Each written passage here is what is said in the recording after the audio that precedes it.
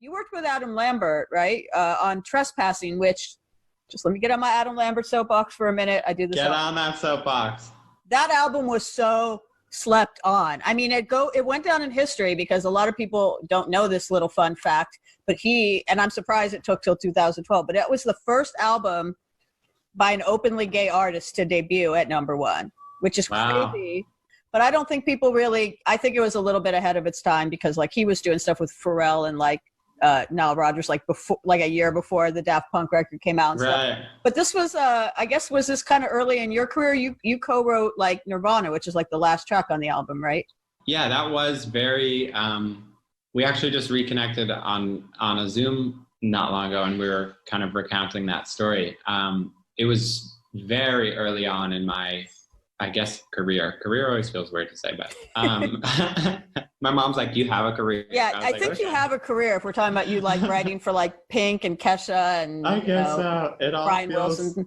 It all feels weird. But yeah, it was really early on, and I remember I pulled into the studio and I was right behind him, and I was just like freaking out, like, oh my gosh. I mean, his voice is one of the best voices that exists in the world and on the whole face of the planet.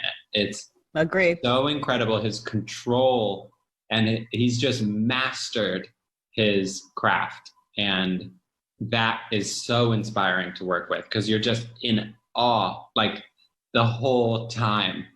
And it was really cool. I want to say I may have not been out when we wrote that song. Really?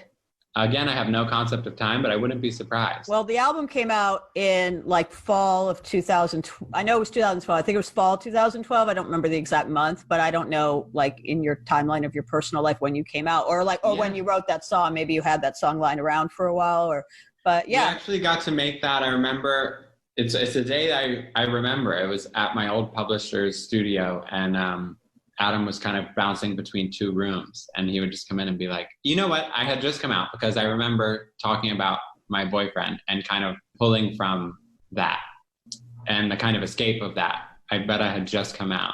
Wow. Because I was like getting kicked out of the church, and it was all very dramatic and traumatic. But I remember that song really meant a lot. And to get to work with someone who was out and proud was, you know, it's that thing when you can see yourself in someone else that's doing it, and you're like, oh, maybe I'll be okay. Yeah, more than okay. And how kind of kismet it was that, as I said, you know, you had just come out and this is an early recording you get on an album that ends up going down in LGBTQ plus history. Yeah. Like I said, I don't know how it took till 2012 for that record to be set, but it was set by Trespassing, and you were a part of that. So that's really cool. That is really cool. I don't even know that I ever put that together. I'm going to have a moment later where I'm like, whoa. And with Adam too, like I've always respected how he didn't hold step back, even when it was very taboo, even it was very kind of like when people are watching going, oh no. There were people who thought at the American Music Awards, which was like about 10 years ago now, I think the 10th anniversary was last year, actually. They thought his career was over then because he kissed a guy on TV. I remember that. People were like, because it was like right after American Idol. So obviously that's a pretty conservative show. I didn't even think he was going to get as far on American Idol as he did. Not because obviously of a lack of talent. He's like the best person that's ever been on that show. But because I was like, even though he wasn't saying he was gay on the show, it was like kind of known or obvious, or there were like leaked MySpace photos of him kissing his boyfriend or whatever. And I was like, oh, America's not going to vote for this guy. He's too weird. He's too gay. And he didn't win, but he went to really far. He went to second place and, you know, is one of the most successful people to come out of that show. So like, yeah, I guess things are changing a little bit. But people thought after the AMAs, they were like, he's done.